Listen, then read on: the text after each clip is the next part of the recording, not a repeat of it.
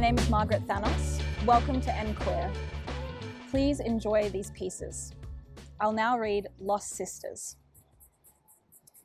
There is a town far, far away, connected to mine on each month of each day. And it's funny to think that come what may, this little town and mine are sisters. Sisters from other misters who founded our hometowns on green patches that were twisted. And I wonder if there is a young girl like me, sitting in an apartment with a view of a tree, thinking about all the magic that could be if we were connected to each other. How despite the formalities, there is no mentality, just legality that connects this town with mine. Does she talk just like I do, catch trains and play games, speak to friends on the street, dance with two left feet? And I smile to think that I could have a friend across the other side of the world, and we could talk about new trends and two cultures could blend as I tried to transcend this town of mine. I think about how our realities probably have commonalities, the same banalities, illegalities, personalities, just different municipalities. So, Sister City, wherever you are, take me with you away and afar, and I can learn your ways and yearn for one day that I could say, you are mine, and I am yours. An exoskeleton and a beating heart walk into a bar. They can't communicate. Minimal maximal distance, a little too far. You're a beating heart in human form, raw and rushing rapidly. Are you the constant norm? Not closed or blocked, trying to open slam doors, devastatingly locked. A rigid external covers my body, armor against the question, are you an open person? My answer, shoddy. He's everything I've ever wanted. Daylight dreams, continual confidence, perpetual fear, shaking hands at the slightest touch, pupils dilated, I'm drugged. Because of him, I am happy. He is the reason I fear death. But I can't tell you that. Can't tell anyone. Sorry. Voice quivers with the strain of holding back. Bone grinds against emotion. I'm pretty open. Hack. Thank you.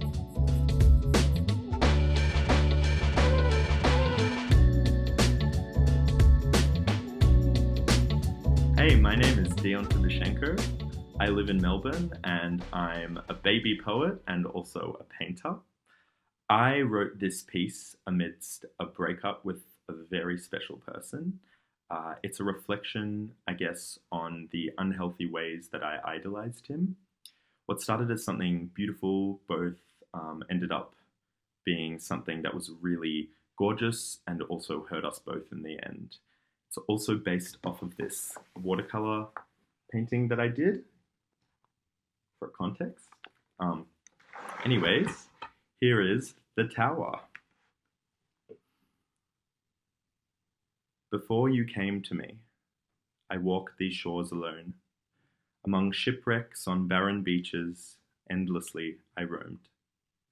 Then, rising from the ocean, on a seashell throne, through lapping waves a beauty came, formed from frothing foam. Angels flew to dress you, silk dull against your gleaming skin.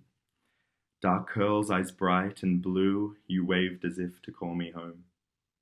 And instantly I thought, you were heavenly. But we were both just boys, and instead of wasting time with toys and building forts from twigs and stone on my own, I would build you a temple. The pedestal would be seen from everywhere by everything, and if they couldn't see it for themselves, I'd spread the word myself.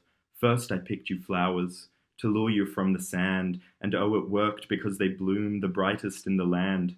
We lay down on a hill, and I proposed my temple plan, tethering your godly halls to the realms of man.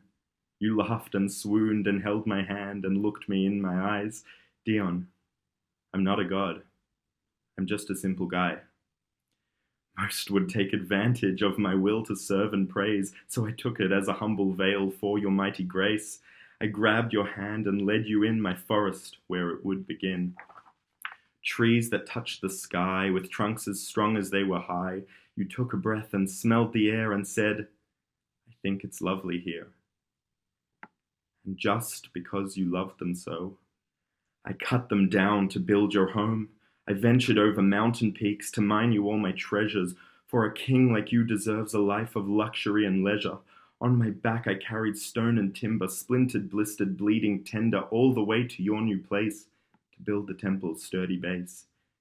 Barehanded I built your walls, groaning, heaving, trembling sore, and as the limestone dust settled deep within my chest, I thought out all the splinters from my red and bloodied flesh. I looked up at the tower, and with glee I ran to get you. But when you saw what I had made, you screamed and said your stomach ached. What did I do wrong? I thought you'd celebrate. Of course, you must be hungry now. I need to fill your plate. So I slaughter every bird and beast to forge for you a mighty feast. My crystal lakes, I drain them all to fill your cup and wash your feet. This time when you saw what I had done, your face turned pale and hands went numb. What did I do wrong? I thought you would be pleased. Of course, the winds are coming in. I mustn't let you freeze. From forest foliage scraps I build a fearsome pyre. Just for you I turn my kingdom into ashen fire. Even though the skies turned black, it didn't really matter, because all that mattered then was the light inside your tower. But when I came back to your doors, I found them chained and locked. What did I do wrong? I'd given all I got. Let me in, I cried, screaming, weeping, wrenching, taunting. My life work is to worship you. My love, you're all I want. Day and night I banged against your door to let me in. Years go by and now my burdened body's frail and thin. Finally, the walls give way. I hurry to the stairs. Though old and withered now, I waste no time, I've waited years. Every step I tremble, but I must reach heaven's gate to unite with my ocean prince and unify our fate. But when I reach the highest room, where I thought you'd be, there was no God who came to me from the turquoise sea. Instead, a corpse lies peacefully, skin blue and dry, for you were not a god at all, just a simple guy. Oh, your graying curls and eyes, in your hands a dead bouquet, the flowers that I picked for you on that former day. And from the tower balcony I look into the void, my fruitful world a wasteland now I willfully destroyed. No trees, no forest friends, no river bends, no mountain gems, and all of it to live my life without you in the end. Maybe, if we had just built forts from twigs and played with toys, maybe, in another world, I'd have my seashell boy. And so I lie beside you in the tower that I built, and like the flowers in your hand, peacefully I wilt. Thank you very much, and I hope you guys enjoy the rest of the festival. Sending lots of love.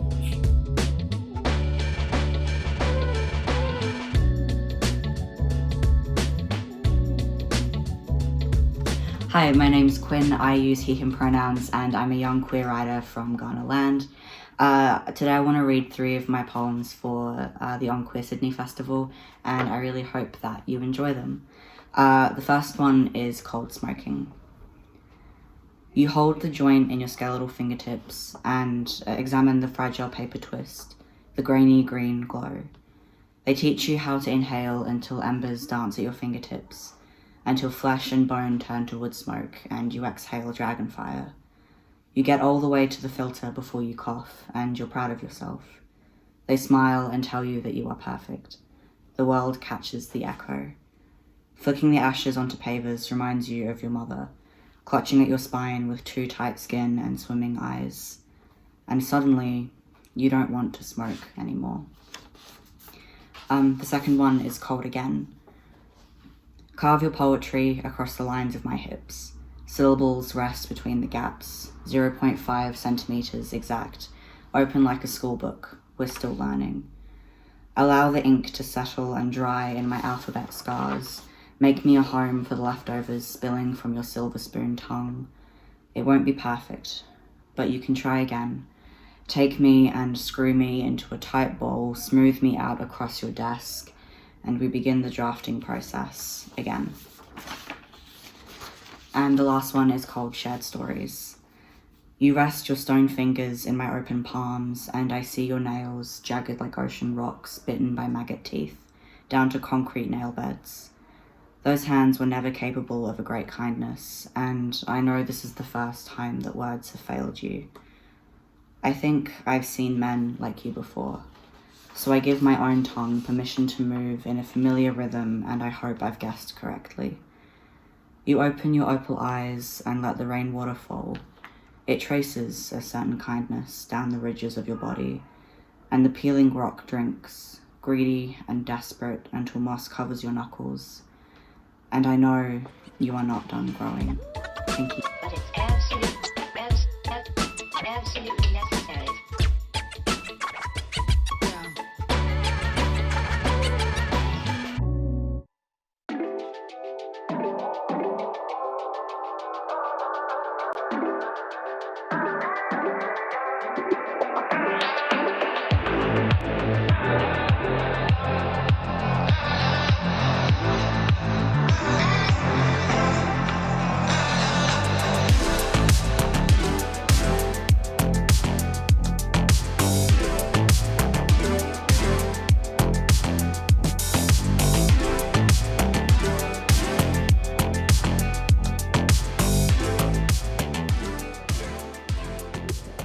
Hello and welcome to the opening night of the first ever EnQueer Festival.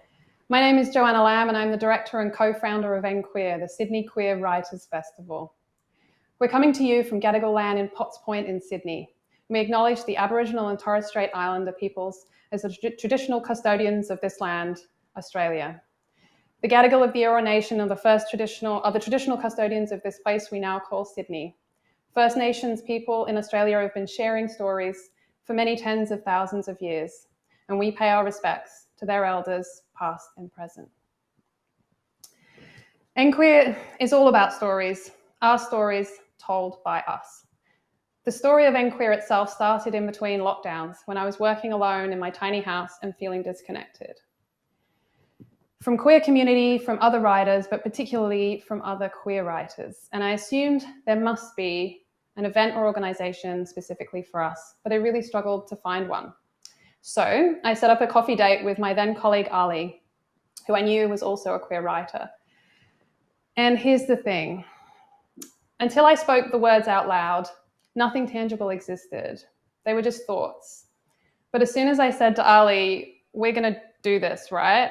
He replied, hell yeah. And at that moment, EnQueer was born. And Josie said hell yeah very soon after, and the result is what you see today.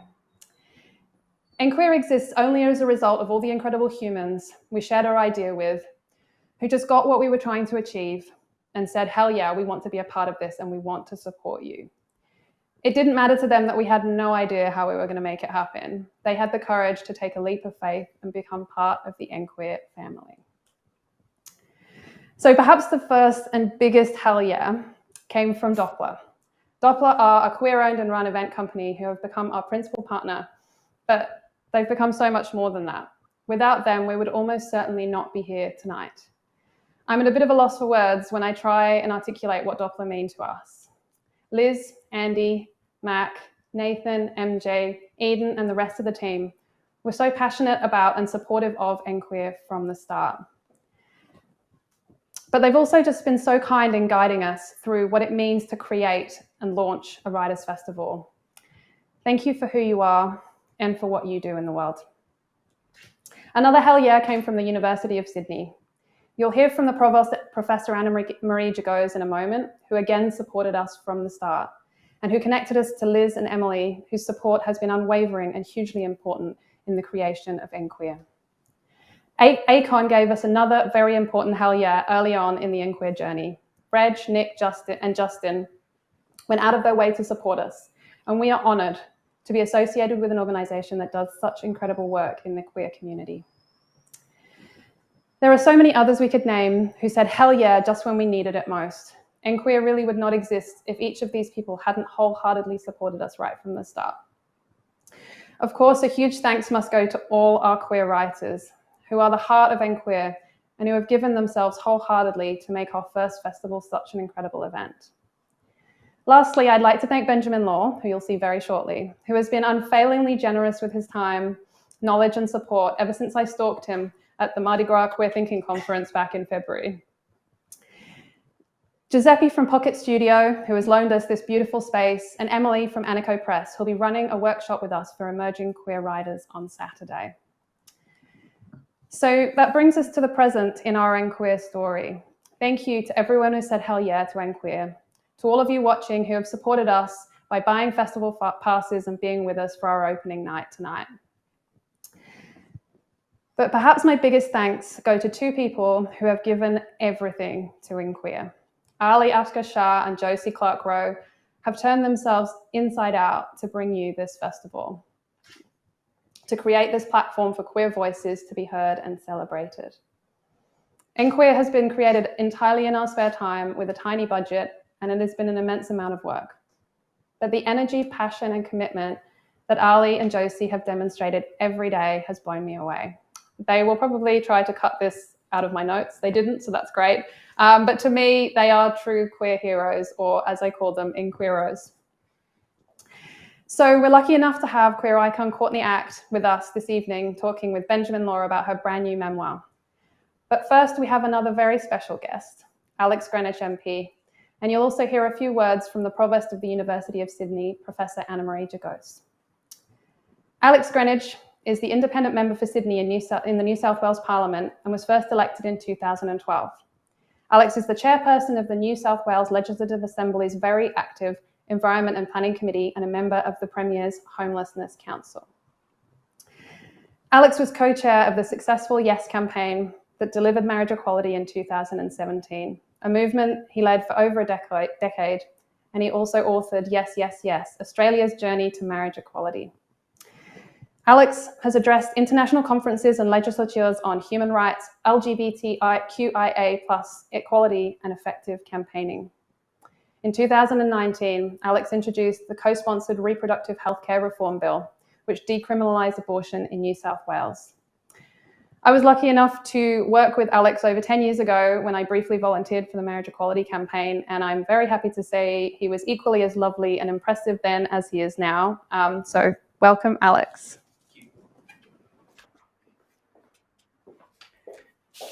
Thank you very much, and good evening, everyone. Can I also start by acknowledging the Gadigal people of the Eora Nation, the traditional owners of our land, and pay my respects to their elders past, present, and emerging. Tonight is the inaugural EnQueer event. The event name is a play on inquire. Prior to the formation of this event, there was something missing in both the queer calendar and the literary space. And I acknowledge that this is not the first group of bold and queer individuals to create a space for queer writers in Sydney and beyond. And thanks and respect go to all of those who have forged the path for queer communities to have safe spaces to express themselves, particularly through the arts. EnQueer will be an interactive, sharing community hub for queer writers and lovers of queer writing. EnQueer brings together people from all genders, sexualities, ethnicities, disabilities, faiths, cultures, and backgrounds at a literary forum which appreciates and acknowledges the power of diversity. The power of writing and storytelling has been critical to the LGBTIQA+ community. Just today, we saw the New South Wales government announce a judicial inquiry into gay and transgender hate crimes in the 80s, 90s, and 2000s. This would not have been possible without our community sharing their stories, writing their stories, and compelling action. The power of storytelling and the power of writing really helps our community forge ahead. And we saw that all throughout the marriage equality campaign with powerful stories really winning over the hearts and minds of Australians. I would really like to congratulate Joanna Lamb, Ali Ashka Shah, and Josephine Clark-Rowe for spearheading the creation of the Writing Festival, particularly the hybrid model in the face of the COVID restrictions that we're we're sort of not dealing with now, but we're still having to deal with when it comes to event planning. EnQueer shines a light on what topics are important to the LGBTQIA+ community in the writing space. I commend the community consultation and participation. They've received more than 80 submissions from emerging LGBTQI writers interested in being part of the festival. This is a significant event that will uphold queer culture and the importance of intellectual contributions to this diverse community, while celebrating amazing artists, the craft of writing, and the experience of the queer community in Australia.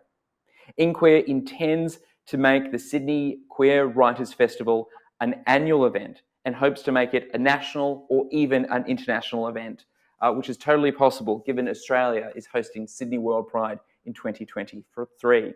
They are interested in any possible partnerships with other queer cultural organisations for future projects.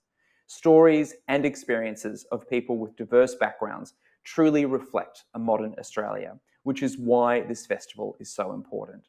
I'd also like to thank ACON, the University of Sydney, dplr, for their outpouring of support. Thank you to everyone for joining tonight as well. And I know we're all looking forward to hearing from Kate Lilley and of course my friends Benjamin Law and Courtney Act this evening. Thank you and congratulations to EnQueer. It's a pleasure to speak to you all today at this historic event, the inaugural EnQueer Festival, which will, I hope, have a lasting impact on the Australian queer and literary landscape for years to come. Joanna, Josie and Ali met with me back in March when this was just an idea, and I'm proud to see how far this has come through their vision, energy and determination. I'm delighted too that the University of Sydney is supporting EnQueer from the start as a major partner. An important lesson of the past 2 years for many of us has been the sustaining importance of connection and community. The University of Sydney has an abiding commitment to the vibrancy of queer community. So it's particularly a pleasure to see my colleagues Hugh Griffiths and Kate Lilley participating. Thanks to the EnQueer team and to my colleagues in the Faculty of Arts and Social Sciences at the University of Sydney for making this event happen. Enjoy the festival. Hi and welcome everyone. I'm Ali Asghar Shah, the co-founder and creative brains behind EnQueer. I'd firstly like to thank Alex for his powerful words. Alex continues to fight the good fight and holding our politicians accountable for not just the betterment of the queer communities, but for all Australians. And a special thanks to Provost of University of Sydney, Professor Anna Marie Jagos. I remember that meeting and we sat there quivering in our seats with an idea and absolutely no experience. She clearly saw something and now we're here. It is now my absolute privilege in introducing Kate Lilley. Kate is a Sydney-based poet, editor, scholar, and author of 2 chapbooks and 3 full-length collections of poetry. Versary, that won the Grace Lovin Prize, Ladylike, that was shortlisted for the New South Wales Premiers Awards, and Tilt, that won Victorian Premiers Award for poetry in 2018. She is an academic specializing in queer feminist literary history and poetics, and is an honorary associate with the University of Sydney. She will now be reading her own poetry. I present to you Kate Lilley. Thank you, Ali. Great to be here with you and everyone who's listening. I hope this is the first of many more EnQueers, and I'm delighted to be here to represent queer Australian poetry. I'm just going to read the title poem from my book Tilt, which if you should feel inclined, you can buy directly from the small press that published it, Vagabond Press. It's at vagabondpress.net.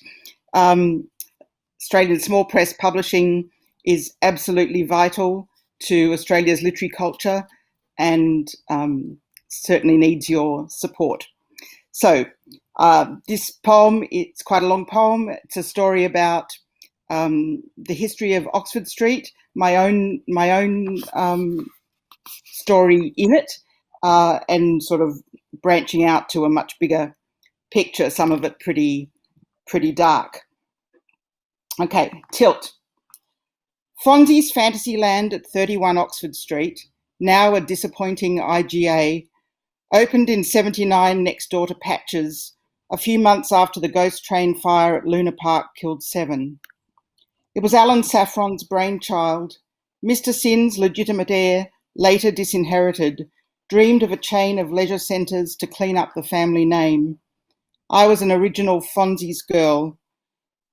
Blue polysatin shorts, nude stockings, prior experience none, unless winning a poetry competition or playing firepower at Reggio's counted. The kitchen hands from East Sydney Tech approached their work as an installation.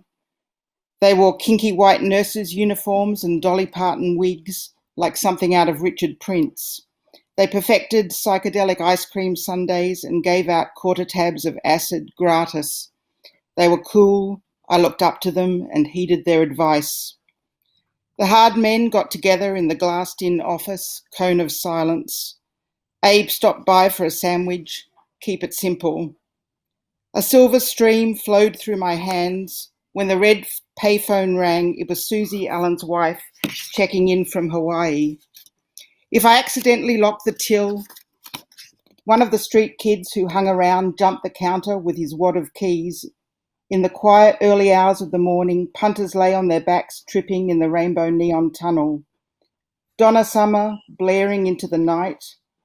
When Brooke Shields came to town for the premiere of Tilt, in between Pretty Baby and Blue Lagoon, we rolled out the red carpet and formed a guard of honour. She was sweet, tired, 5 years younger than me.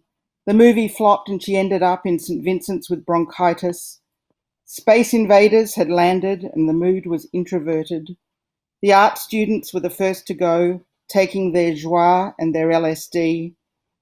I was reprimanded for reading and stayed too long on my break upstairs at Patches, watching the drag show and drinking Bacardi. I wore the wrong stockings and didn't care. The dark bit at the top showed under my shorts. The junior manager I'd reported for sexual harassment lectured me on pride in appearance. The writing was on the wall, and I was ready to go. To show there were no hard feelings, the boss handed me a scrap of paper. If you're ever in any trouble, call this number. I thought of Juanita Nielsen, last seen entering the Carousel Club, July 1975. 2 years later, it was Fonzie's turn to burn. The chief suspect was Les Murphy, youngest of the 3 Murphy brothers, jailed for life, never to be released. It was the trial of the century. Anita Cobby, 26, a nurse at Sydney Hospital, arrived at Blacktown Station just before 10 p.m, February 2nd, 1986, found the payphone out of order and started walking. She was found 2 days later in a prospect paddock, almost decapitated, kidnapped, tortured, raped and murdered by the men in a Holden Kingswood, as detailed in their confessions. According to the NCA report, Les was working at Fonzie's when the fire broke out, but no charges were laid. Around that time, I went to a weird party high up in Victoria Towers, on the street where Juanita Nielsen had lived. It was an empty shell suspended over the wharves of Woolloomooloo, said to be owned by a dealer. I felt bad and left straight away, heading for my second home, the Academy Twin, 3A Oxford Street, opened with Polanski's Macbeth in 1974, the year we moved to Sydney, closed for good in June 2010. Heatwave was on, starring Judy Davis. Page caught, hold on. Starring Judy Davis as Kate Dean, a Nielsen-style activist heroine. Takings were low, but it won for editing, and cinema papers called it subversive. By then, Luna Park was back in business. Fucking hell. Sorry. By then, derailed. By then, Luna Park was back in business. The green bands were history, and Alan was long gone. See Ramsey's Kitchen Nightmares for the LA sequel. In the dim auditorium, we were part of another time, watching it burn, and I was on my way to another life. Congratulations to EnQueer, and enjoy the rest of the festival. Thank you. Kate, thank you so much for that incredible reading. There is nothing more powerful than storytelling, and that is what EnQueer is built upon. I myself, I moved to Australia from Pakistan almost 13 years ago. When I arrived as an undergraduate, I was still in the closet, and I had never imagined that I'd be starting a queer writers festival all these years later. But funnily, or perhaps not so funnily enough, I stand here, brave in my queer identity in Australia, having never come out to my immediate family back home. This is a reminder of how different queer experiences can be and continue to be. If this is how my folks find out, I mean, that would be wonderful. And that's why the power of story is so important. We and our experiences are unique, and our stories matter. I now feel extremely humbled in introducing our next guests. Introducing them feels futile in that if you're queer or Australian, or simply living a human who hasn't lived under a rock for the last decade, you must know of them. Benjamin Law is a journalist, columnist, TV screenwriter, and author of The Family Law, Geisha in Adventures in the Queer East, the quarterly essay Moral Panic 101, and editor of Growing Up Queer in Australia. He wrote the sold-out mainstay play Torch the Place for Melbourne Theatre Company. He currently co-hosts ABC Radio National's weekly national pop culture show Stop Everything and interviews public figures for The Good Weekend. He hosted ABC TV's two-part feature documentary on Chinese Australians, Waltzing the Dragon, and has appeared on television shows like Filthy Rich and Homeless, Q&A, The Drum, and The Project. He has also written for over 50 publications in Australia. And then we have the indomitable Courtney Act. Courtney is a contemporary artist who embodies the zeitgeist of an era. One of the first to show the gender fluidity, Courtney has appeared and was semi-finalist on the premiere season of Australian Idol, top 3 on season 6 of Emmy Award-winning RuPaul's Drag Race, winner of Celebrity Big Brother UK, Network 10's Dancing with the Stars, Eurovision, and is currently competing on Dancing with the Stars All Stars. Courtney has performed in international tours of original shows, including The Girl from Oz, Courtney Act Under the Covers, The Courtney Act Show for Channel 4 UK, Peach, and is currently performing Fluid. She has recently published her memoir, Caught in the Act, chronicling her multifaceted and colorful life and experiences. The book published 2 days ago and has already been greenlit for a reprint on its first day. They have graciously agreed to participate and support us in our first year, and we cannot thank them enough. I now present to you, and I genuinely can't believe I'm uttering these words, Benjamin Law in conversation with Courtney Act. Thank you so much, Ali, and congratulations to you, Joanna, and the entire EnQueer family for getting this pipe dream off the ground. What a monumental milestone. It's such a pleasure and honour to be joining you all here from Ghanaland, on which the city of Adelaide is built. And it's such a pleasure to be here with Courtney Act. Courtney, you have written a memoir, and I was really privileged to be able to be one of the first readers. You've written a memoir that's confessional, candid, cut straight to the heart of things. I expected that, but it's also very tender, it's very educational, and it's pretty horny as well. And it makes you feel very lucky to be in the universe at the same time as you. Let's talk about this. Before we get into this though, Courtney, is this the first event you're doing for it? Is this your first opening, at least for the book? It is my first opening for the book, and speaking of horny, I do feel like I could pull a Sharon Stone moment any moment, but I'm not going to. I'm going to keep my knees together at all times during this interview. It's my first, live in sort of, well, we're live, we're sort of in person event, so I'm very excited. I'm a Courtney Act author. Hi. We're very excited for you and for this memoir, which we're going to get into. But let's get into the origin story of the book, because when you were approached to write a memoir of your life, I mean, in some ways you are an open book. You're very, very candid about your life, especially, when we've seen you on Celebrity Big Brother UK, when you've talked about your life on RuPaul's Drag Race, or wherever we've seen you. But when you were first approached to write a book, what were you really excited about? And what were you terrified about? I was excited to write a book. I think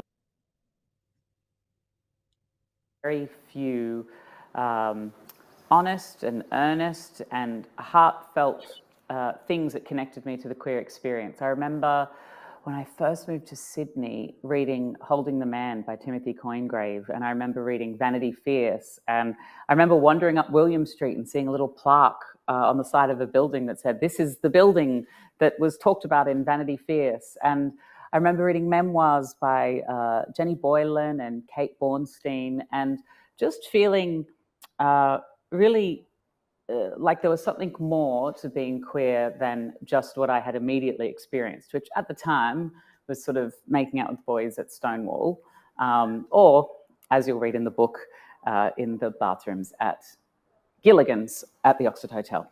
And so really I was inspired by those books for such a long time that I wanted an opportunity to, I guess, to write a memoir that was, I guess, the 80s, 90s, 2000s and teens sort of version of those books that had inspired me so much. Did you have any reservations about writing your book? I mean, you're so honest, you're so candid, but were there things you were worried about or had reservations going into it about? It's funny because people keep asking about, was I worried? And I'm like, oh, shit. Maybe I wasn't worried enough. I think I have always approached things with like a blissful ignorance, perhaps. The book only just came out, so people have bought it, but no one's read it. So I'm not quite sure what's going to happen next. Weirdly enough, this is a bit random, and it sounds like a name drop, but Dani Minogue also read the book early, and she wanted to write a quote, and she asked me if she could run it by me. And so she called me on the telephone. I'm not in usual telephone contact with Dani Minogue, but we do text occasionally. She was talking to me, and it almost felt like she was mentoring me through this process, preparing me for the moment when the book came out and all of these very private details were revealed to the world. And the question that she asked that stumped me was, and have you spoken to your mum and your dad about the book? And I was like, oh shit, I knew I forgot something. And I was like, I gave them a copy. They've read the bits they're in. And I'm like, the bits therein are all sort of, love stories about them. But there are a lot of other stories. And I feel like maybe I should have made a redacted version, but I didn't. And Mum read it and she said that she liked it. And I don't know, maybe my parents are kinkier than I thought. No, that sounds weird. Hang on, no, that's weird. I guess it's sort of like stumbling across your child's OnlyFans, maybe. And you'd probably just be like, oh, no, I'll just flip. Is he still? No, a few more pages. Okay, and we're clear. I don't want to give too much away, but I think you and I are very much of a similar generation. We may have even been born in the same year, which makes us technically geriatric millennials is the technical term, which means that you've been on the scene long enough that I imagine many queer people, young queer people, for them, you were really their first queer role model. You might have been the first queer person they saw on TV. You might have been the first drag queen they saw on TV, which makes me wonder, let's go back into your childhood, flipping through the kind of mental Rolodex, who were the first queer role models that you had growing up in pop culture or elsewhere? That's an easy answer because I remember, and Bert Newton has just recently passed away, and I remember watching Good Morning Australia, and Bert was the gateway. It wasn't Bert, but he was the gateway to people like Carlotta and Bob Down, who in suburban Brisbane in the 80s and 90s, it was a bit of a desolate wasteland for anything queer. But I remember Carlotta and Bob Down on Good Morning Australia, and I didn't quite know what it meant seeing them on TV, but I there's a little flag planted. Then, of course, Priscilla, Queen of the Desert in 1996 was a huge moment. Again, there wasn't an instant like, I'm going to grow up to be a drag queen one day sort of moment that came from that.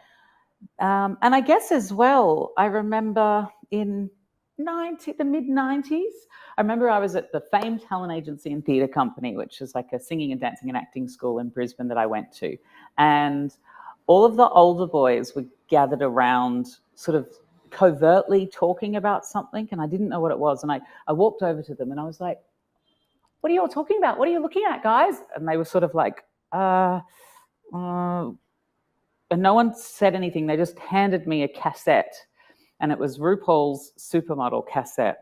And I didn't know what it meant, but I knew that they all liked it. I knew that I liked them, and I knew that there was something about it that was to be kept a secret. And it's interesting, when going back and writing the book, all of those memories aren't, all of that, I guess that interpretation of it is retrofitted, looking back. But at the time, there's these like unconscious lessons, these subconscious lessons that you just pick up along the way. And so whilst there were these little queer outcrops, there was nothing that really told me that it was okay to be myself in the world around me.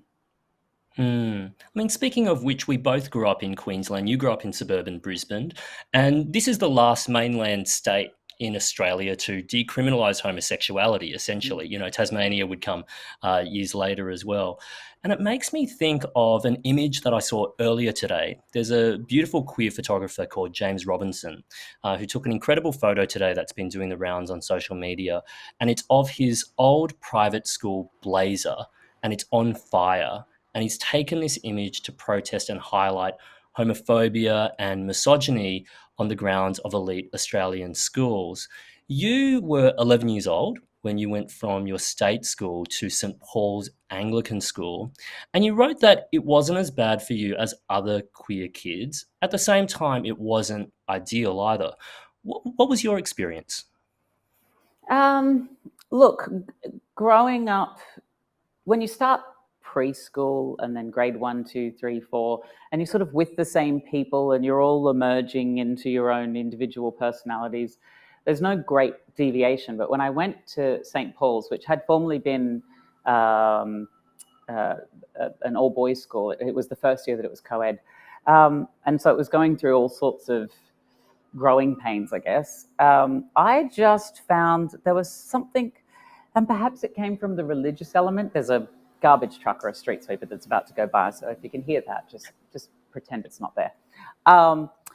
I think it probably had something to do with the religious element. It probably had something to do with the fact that it was previously an all-boys school, but there was something about that school that it felt very, not physically violent, although at times it was, but there was something sort of emotionally violent about the experience of being there. There was a big importance placed on conformity, and I never really fit into whatever it was that I was supposed to do, and I always felt a lot of discomfort there, in the forms of bullying, in the forms of apathetic teachers who would allow that sort of behaviour.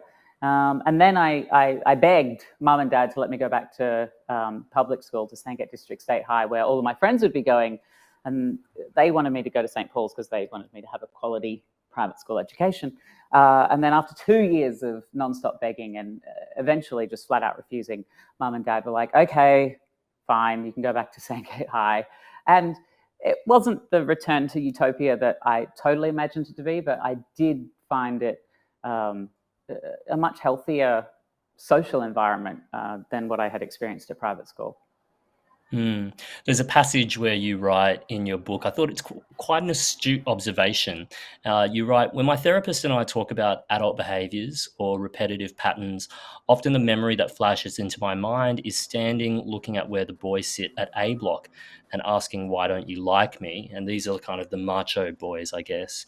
And you expand on that and say, what confused me though was my sense that they were performing their identities too.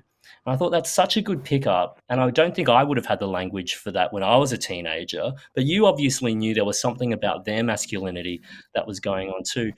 Tell me about that. Expand on that for me. Yeah, it's interesting because it's one of those it's one of those fascinating observations. Like as I said earlier, a lot of the revelations come after the fact. But I just remember being there at school, being like, "You're all performing some idea of masculinity. I'm just less good at it."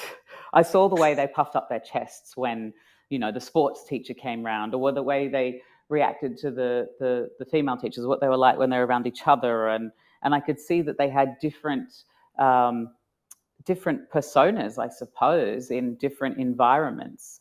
And yeah, I think that I think that ultimately, interestingly, I think failing at masculinity was probably one of the biggest successes of my life. At the time, I obviously didn't realize that understanding would come years later. But in high school, I remember they were always trying to shame me into conforming, into being a man like I was supposed to be, whatever that meant in Brisbane, in the 90s.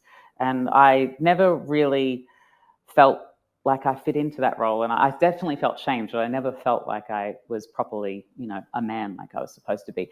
And the interesting thing is that I don't know if they did either, because there was such performance in them trying to also live up to masculinity that I guess if you think about it, that's not authentic either. And I think that authenticity is when your desires reflect your behavior and your behavior reflects your actual identity. And I always thought that was always incongruous for them as well.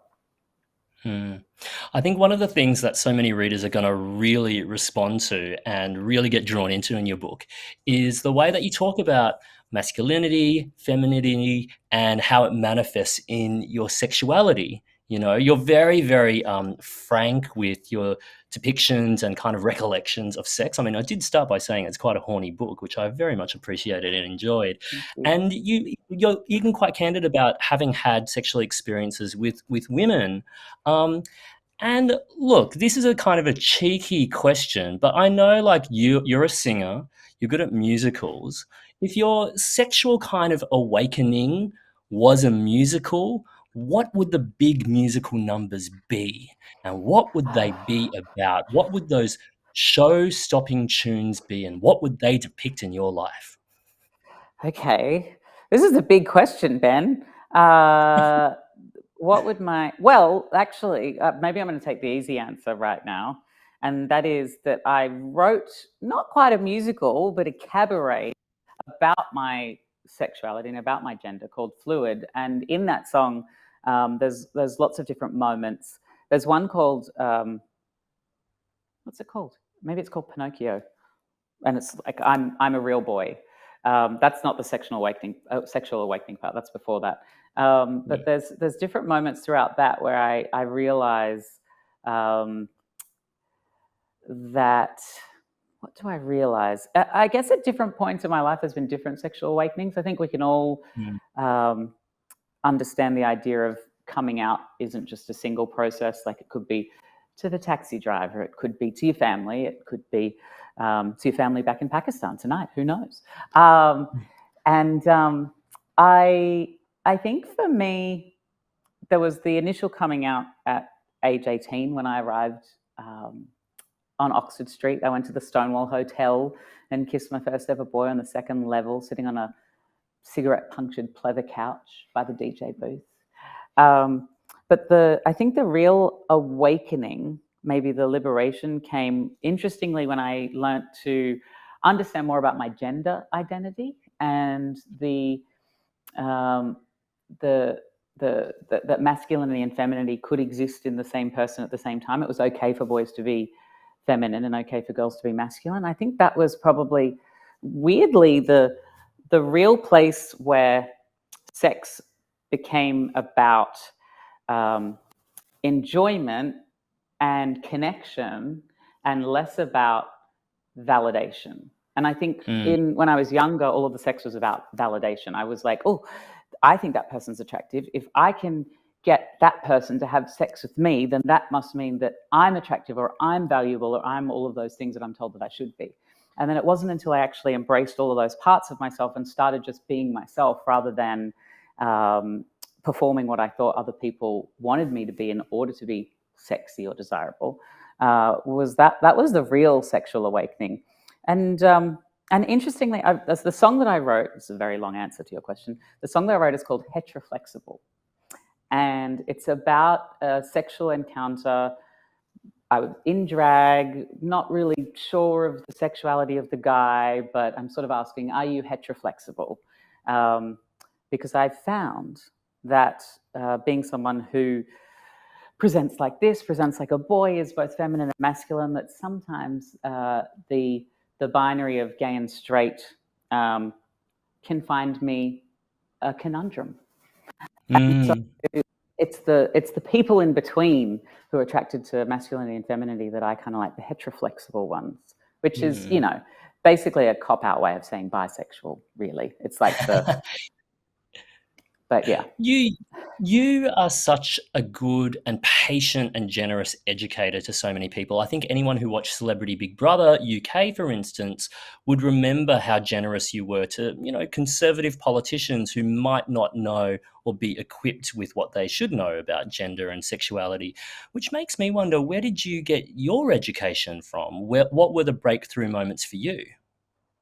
Well, I think saying that perhaps Anne Widdecombe didn't know what she should know, I think she probably did know it. I think she probably just chose a different point of view on what she knew, which is always interesting. But I think the reason that I don't know, I think people often ask why I was so patient with Anne. And I remember hearing someone say once, that talking about the difference between would you rather be right or would you rather be effective? And I knew in that moment in particular that I was going to be on telly and that I wasn't going to change Anne Widdecombe's mind about anything. Just for context, not only was she a conservative politician, she voted against every single piece of pro-LGBT legislation that ever came before her in 23 years. She was against abortion, against climate change, had some pro-capital punishment thoughts. And so I knew that I probably wasn't going to change her mind. She's a career politician. She had an answer for everything. But what I did know is that perhaps there was going to be other people either in the house or at home watching who might benefit from hearing two sides of the story rather than just one side saying you're wrong. And also, as I've gone on, I went to a Trump rally in drag in 2016 to interview people, not in support of Donald Trump. That's probably clear, but and I remember interviewing people and I wanted to understand why they were there and why they were supporting Donald Trump. And I left feeling a little bit deflated because I didn't learn the answer to the question that I was asking. But afterwards, once it had all settled, I realized that there wasn't an answer. That it wasn't able to understand the intellectual reason why they were there. It wasn't an intellectual idea. It wasn't that they necessarily, most of them, and I'm obviously casting broad brushstrokes here, but all of the people that I spoke to did definitely speak in sort of sound bites, in these sort of stuck together ideas. And whenever questioned on them, there was never much behind it, never much understanding. And I realized that there was a whole group of people who felt disenfranchised and felt othered. And they had found someone who made them feel like they belonged. And it was a bit of an on the left, we can be a little bit elitist and we can sort of say like, we're right and you're wrong. And that creates more division. It doesn't bring people together. So the idea of being effective has always been something that feels important to me.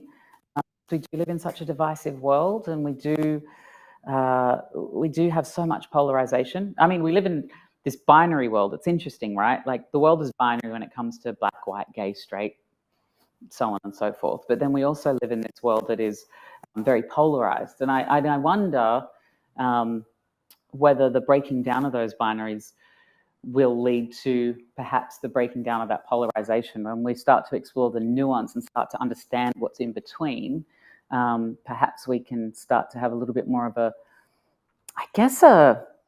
truer and more honest version of what humanity is. It's such a good question to ask ourselves. Do we want to be right and do we want to be effective? And I think maybe all of us could ask that a lot more, especially those of us who are in the queer and progressive space.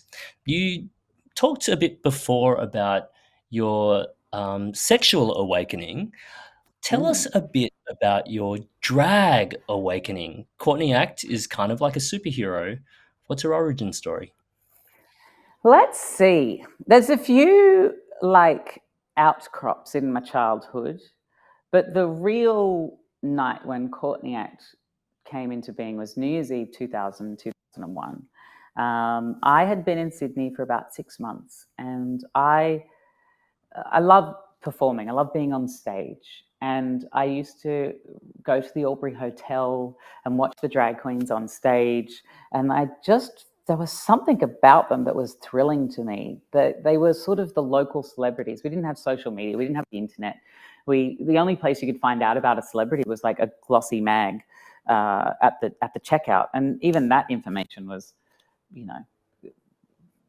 not current and probably also not true, we know now. And so I remember just having this fascination with drag, and I loved the femininity and the performance aspect and the costumes. And then I think a lot of my friends could see that perhaps there was something stirring inside me. And we were going to Melbourne for this dance party on New Year's Eve called Magnitude. And one of my friends suggested that I should try drag. And I thought, that's a good idea. And so I did, and I had such a good night. The next day we flew back to Sydney and we went to a frisky party at the Metro on George Street. And my now BFF, Vanity Fair, did my makeup and my hair, and we went out for the first time as sisters. And it was just, I think what I found was that I could be feminine and be celebrated. Whereas before, as a boy, there was always something shameful about being feminine. Even in the gay community, I use the term gay as opposed to queer because it was more of like a gay, male, white, dominant community that I was sort of living in at that time.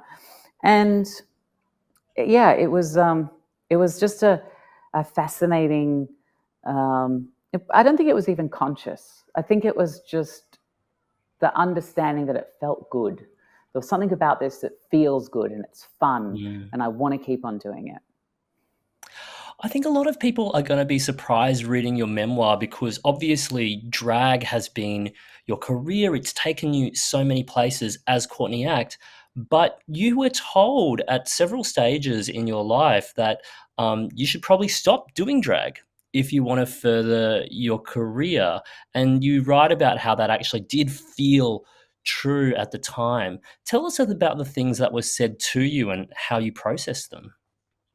I remember I was the host, the person who wrote name tags at the door of Fruits and Suits at the W Hotel, which was the Gay and Lesbian Business Association sort of maybe monthly mixer, and someone who I saw as a bit of a mentor. I always loved performance, loved musical theatre, loved the Spice Girls and pop and all of that sort of stuff, but then also had, I guess, like a business side. Like I thought, well, you had to have a backup plan.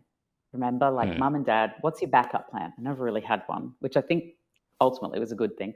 But I was dabbling with the idea of having a backup plan that somehow involved the business world. And I remember somebody who I saw as a bit of a mentor pulling me aside that night and saying, listen, if you want to be taken seriously in the business world, this drag stuff has to stop. Like it's not really, you won't be taken seriously. And I remember other times in entertainment where drag sort of interfered with my employment. I was hosting a kids' TV show in the year 2000, maybe, on Nickelodeon. And hang on, I just have to think about, yes, I was trying to. I remember a moment where we were like, "Can we put that in the book legally?" But we did put it in the book, so I can talk about it. Yeah, I was working as a kids' TV host on Nickelodeon, and I went to the Diva Awards in 2001. It was 2001. No, yes, it was 2001. Went to the Diva Awards in drag, and shortly thereafter lost my employment. And I couldn't. I guess the part of me that believes in the good of people thinks that it was a coincidence, but there was also a mention as I lost my employment. By the way, we loved your blue dress at the Diva Awards, and I was like, what? I don't know what you're talking about. And so there was definitely a lot of signposts that this drag thing wasn't a good idea. It would never lead to any success. And weirdly, I guess the reason that I'm not angry at that is because back then I probably agree in this weird way. Like, yeah, drag probably wasn't going to lead to any success back then because the world was such a different place. But there was something about it, I think, regardless, that was so important to me that it spoke to the truth of who I am. And that was about the expression of femininity. And at the time, I think I had compartmentalized shame and Courtney. And Courtney was the place where I could be feminine. Shame was the place where I was feminine because it's who I am, but I was always failing at being masculine and trying to be masculine. I never probably was, but in my mind I was. And I was always trying to be something that I wasn't. And so, yeah, having those early, that early feedback was a challenge, but I'm just glad that there was that I guess whatever I gained from doing drag was more important to me than the shame of other people that they were giving to me.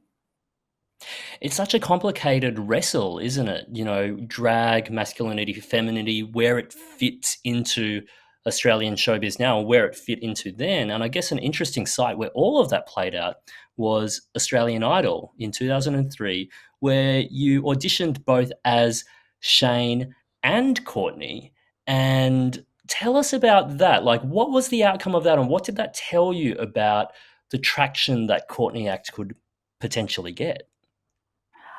I think the thing I brought to Australian Idol, again, was blissful ignorance. I wasn't there thinking about, well, anything really. I just saw an audition for a TV show and maybe I'd heard of American Idol, but we hadn't seen it. It wasn't on telly, I don't think, here. It was just this new thing called reality television. And I was like, well, I'm a performer and it's a show about singing and I can do that, so I may as well go along and give it a go. And I do remember thinking, I got a gimmick. I can go along the first day as Shane, and then I'll go back the next day as Courtney. And that was always in my mind because I thought that was entertainment value. And I grew up sort of performing in pantomimes and things like that. And I was aware of, I guess like timing and performance and a beginning and a middle and an end. And so in my mind, this idea of going along the first day as Shane and the second day as Courtney, I thought would be fun on the telly. And it was. And other people saw that as well. And I'm really grateful for that. Well, there's actually producers auditions that happened before the TV auditions. And so Stephen Tate, who's the head of Channel 10 Light Entertainment at the time, may even be still now, I just, through some twist of fate, was in the same audition room 2 days in a row, once as Shane and once as Courtney. And there was many audition rooms. There was thousands of people there auditioning. And I was walking out of the audition room as Courtney, and he was like, hang on a minute, were you here yesterday? He's like, I remember you from yesterday. And I was like, I was here yesterday. I was like, I don't even remember you from yesterday. So how do you remember me? Like, you've seen thousands of people. And I thought that, at least changing genders might have thrown a little bit of a confusion toward him. But he recognized me from the day before, and he saw, I think, the value in the story as well. And so then when we got to the television auditions, he didn't tell any of the judges until after they said no to me as Shane. I got back the next day as Courtney, and after they said yes to me as Courtney, then someone ran in and was like, by the way, she was here yesterday. And then that was sort of how it all unfolded on television. Australian Idol really made you a household name in this country. And, you skip about Thank you for saying that, Ben, because you might remember on Drag Race Season 6, I perhaps a little bit egotistically proclaimed in the workroom that I was a household name in Australia. And when I watched that back when I was writing this, I did cringe at that. And so to hear you say that makes me feel But very where's validated. the lie? I think that is not even like blowing smoke up your own ass. That is an objective fact. Everyone knows. Let me get Bianca Del Rio on this FaceTime right now, and you can tell it to her. Can we please? Australian Idol did make you a household name. Like, we all knew who you were after that first season of Australian Idol. And then, of course, RuPaul's Drag Race makes you a household name in so many other places in America and beyond. And at the same time, like, both things can be true, it was a difficult experience for you, as you write in the book. I guess the big question is, looking back, was that experience, even though it did cause you pain in many ways, was it worth it? It's such an interesting question, and writing the book was such an important part in, I guess, breaking down the residue of the pain. I dealt with most of my issues that I had with the show, which I guess, to sum it up, was that I felt that my experience filming Drag Race in the room, it was so much fun and so joyful, and everybody in the room had such a great time, but in particular, Bianca Del Rio, Adore Delano, and Darian Lake and I just had so much fun. And I was so excited to watch it back on television. And then when I did, what I saw on television didn't quite align with my reality. And that was very challenging, the dissonance between my expectation and my lived experience. It was almost sort of like this elaborate form of gaslighting. And I don't know that anyone intentionally was trying to gaslight me as an individual. I think it's just the process of reality television. You're constructing a storyline, you're telling a story, you're boiling down 2 or 3 days to 40-something minutes, and you're trying to create really strong two-dimensional characters. But in that process, there was almost a dehumanization that occurred that I found really challenging to deal with. And after the show, the comments, the attitudes, the people at the live gigs, the way, Bianca and Adore would be sold out and celebrated, and I always felt like I was third fiddle, which is fine. It wasn't about not winning. It was more about why I didn't win and how that differed from my experience. And I found it really hard to resolve. That. And for a long time, I was bitter and angry and upset, but weirdly, that hurt enabled me to probably, I channeled, Princess Leia, Carrie Fisher. Carrie Fisher said, take your broken heart and turn it into art. And I think that's kind of what I did. I did feel brokenhearted about the experience, but I took that and I channeled that into, whether it was YouTube videos, whether it was music, whether it was my live shows, my cabarets, and now ultimately this book. And through the channeling of my broken heart into art, I think I mended my broken heart in the process of writing this book, because I look back now with enough time and space and distance, and I realize that pain was actually, like, this might sound weird, like so beautiful. It wasn't at the time, but you really come to be thankful for the pain and the broken heart once it's healed and once you're able to reflect back on it, because then you're stronger and then you know who you are in even more certain terms. And I kind of look at being queer that way, interestingly, at the time. And I write maybe in the first paragraph, I thought that it was my greatest weakness, but it turned out to be my greatest strength. And I think that's so fascinating, because it takes age, it takes experience, but you get to a point and you look back and you're like, oh, wow, that thing that made me different, that thing that made life more challenging than I thought it should be, was actually the greatest gift. And I have now come to know who I am, independent of the status quo, independent of what the world said I should be. I know who I am. And sometimes I look at I guess if like, let's just pick a target that everybody picks right now, straight white men. If you look at them and you look at the way the world is set up for them, they never really have to question anything about themselves. Everything just sort of unfolds and unravels. Not to say that all of them are horrible or none of them are without struggle or anything like that at all, but you could just walk along the path and it always be paved and always be quite a comfy process relative to other people on the planet. And I think that's almost, now I feel sorry for them.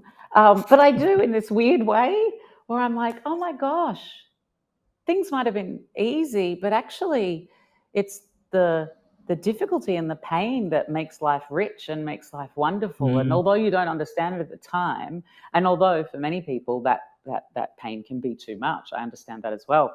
I think I've been fortunate to have existed in a bandwidth of privilege and discomfort that I've been able to arrive at this point, being able to reflect back and be grateful along of those things.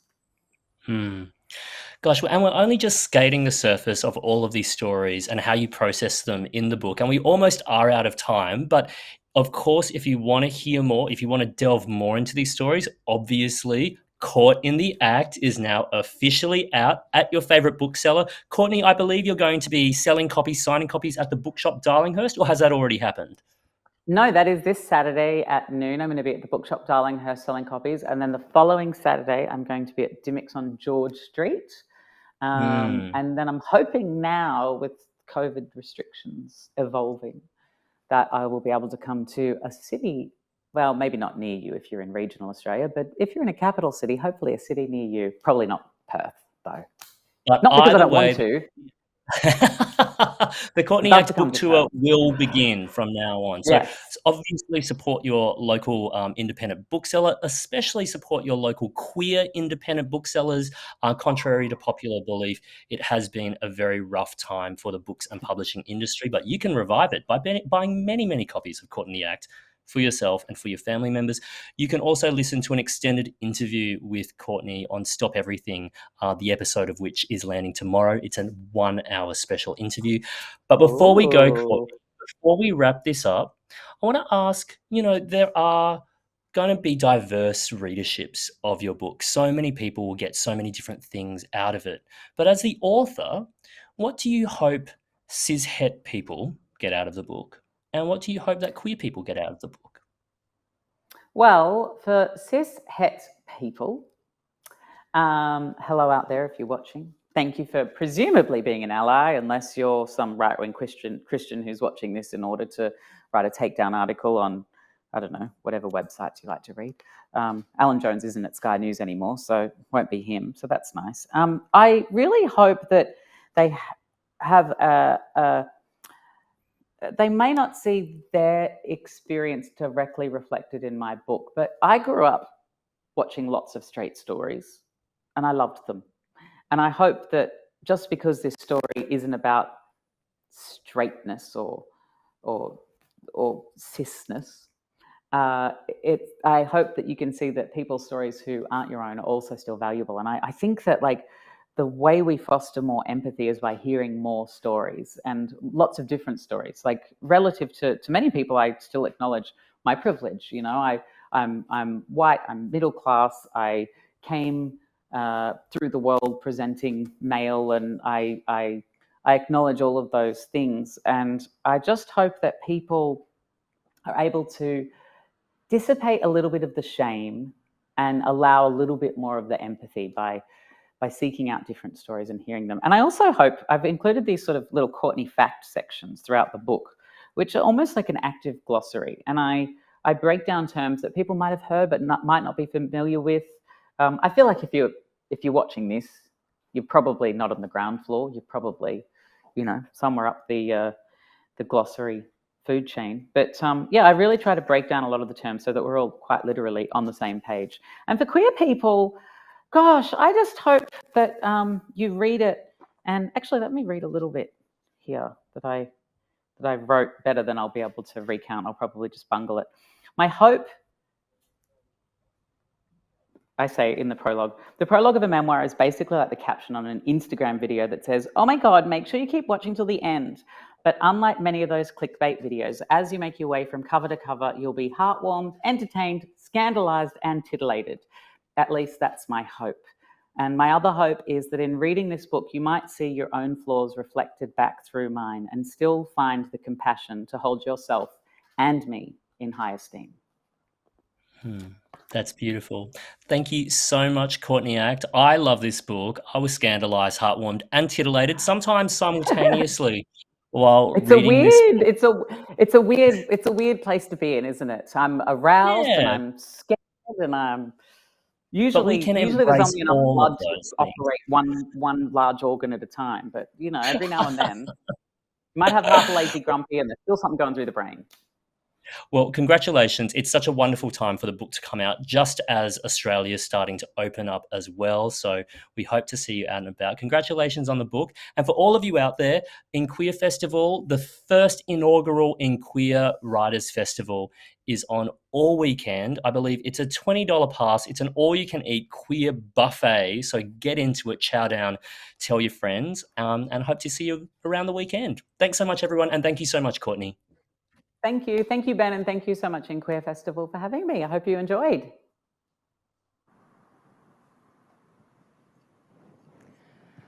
I can't actually believe I'm giving the vote of thanks at the end of our opening night, especially after such an amazing lineup of guests. My name is Josephine Clark-Rowe, and I'm the festival director for EnQueer. I consider myself somewhat a baby queer, having come out to myself and subsequently those around me only 5 years ago next to 30,000 brilliant humans during a rally for marriage equality. The past 9 months or so has been an incredible feat, and despite this being a writers' festival, I can't quite seem to find the right words to describe what EnQueer means to me. I'd like to thank our principal partner, dplr, who have been an incredible joy to work with. Not only have they provided superb technical and production support, but they have also become great friends. I also want to thank our major partner, the University of Sydney. As previously mentioned tonight, we went to them with an idea and they have supported us from the beginning. And of course, a big thank you to our community, venue and publishing sponsors, ACON, Pocket Studio, Aniko Press, and the Darlinghurst Bookshop. It goes without saying, but we really couldn't have done this without you. And last but certainly not least, a huge thank you to all of our writers, poets, and performance artists who trusted us with their time, their brilliance, and their work. Without these queer writers, we would still be 3 people on Zoom talking about an idea. It has been our privilege to be merely a vessel for you to share your ideas and stories. Thank you for being part of the very first EnQueer. We hope you enjoy the festival as much as we enjoyed creating it. And I cannot wait to see you for EnQueer 2022.